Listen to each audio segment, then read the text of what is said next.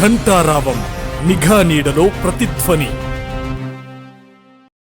పార్టీలో జరుగుతున్న పరిణామాలను అందరూ గమనిస్తున్నారు. ఇలా కార్యకర్తలు ముఖ్యంగా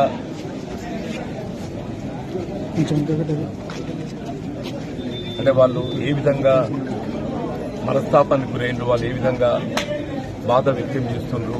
కార్యకర్తలు ఏదైతుందో ఈ రెండు ఎన్నికల్లో కూడా ఆచిత్య ఫలితం పొందలేని పరిస్థితులు, కొంత వాళ్ళంతా బాధతో ఉన్నట్టు పరిస్థితులు.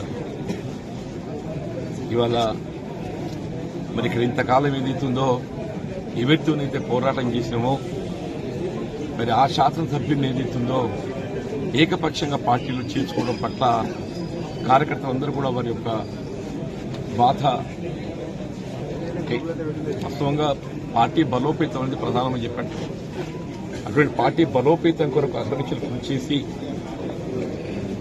4 దశాబ్దాలుగా ఈ ప్రాంతం పార్టీ పటిష్టానికి పనిచేస్తుంది, ప్రజలకు అందుబాటులో ఉండి సమస్యల పరిష్కారానికి తోడ్పడుతున్న పరిస్థితుల్లో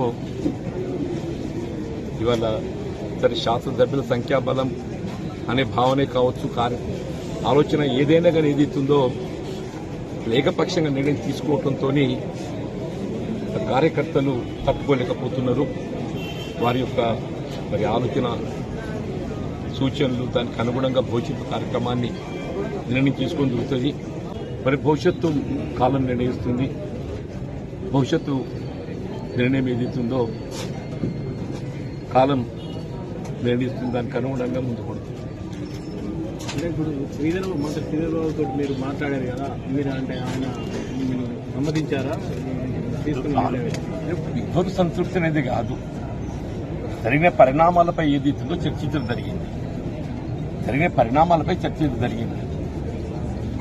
కానీ శాసనసభ్యులు అనేది సంఖ్యాపరంగా మరి ప్రభుత్వానికి అండగా ఉండాలనే భావనతోని మరి ఇతర పార్టీలకు చెందినటువంటి ఒక శాసనసభ్యులు పార్టీలు చేసుకోవాలని చెప్పని తలంచవచ్చు.